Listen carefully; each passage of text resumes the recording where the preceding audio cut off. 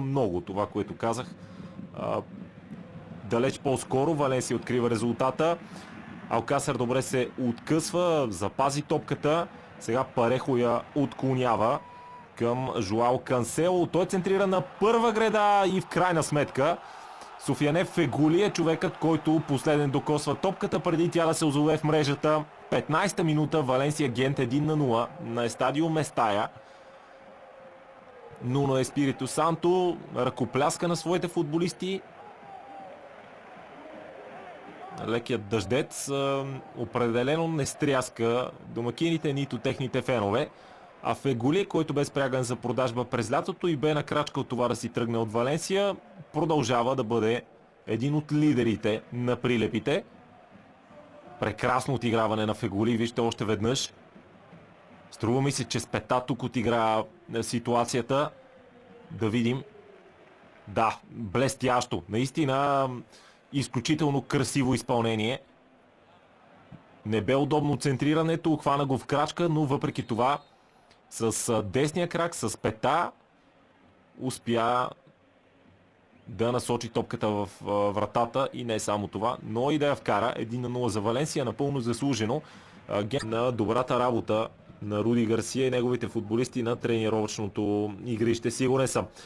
Голяма изненада. Гент успява да изравни с първата си атака в срещата. Подаване зад гърба на отбраната.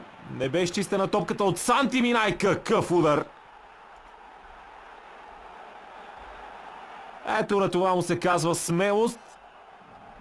Фоке в 40-та минута нацели топката по перфектен начин с огромна злоба и изравнява резултата. Следва втория удар в очертанията на вратата от страна на футболистите на Гент под вече проливния дъжд на Местая. 1-1. Много интересно второ полувреме ни предстои на Местая.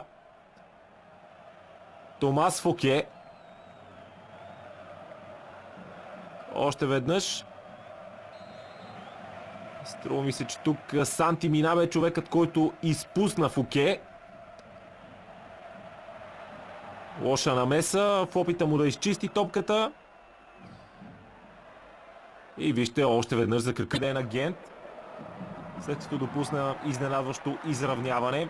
Гая центрира. Топката стига чак до другия фланг. Още едно подаване. Топката каца на гредата и в крайна сметка именно Хосе Гая е човекът, който отправя удар. Би трябвало това да бъде записано като автогол. Това попадение. Сега виждам, че е точно така. На името на Митрович от състава на Гент в 72-та минута. Автогол, който дава аванс на Валенсия. Хаос в отбраната на Гент. Ето тук моментът, в който Кансело не си поведе добре топката. Въпреки това центрирането му изпрати топката точно върху горната греда. И неориентираните бранители на Гент, не знаейки какво се случва, изобщо забравиха, че трябва да внимават не само за топката, но и за футболистите на Валенсия. А Гая трябва да бъде похвален за настойчивостта си да продължи спринта си, влизайки в наказателното поле, макар и след като вече бе отиграл ситуацията. Озова се на добра позиция и се възползва. Страхотна радост за Нуно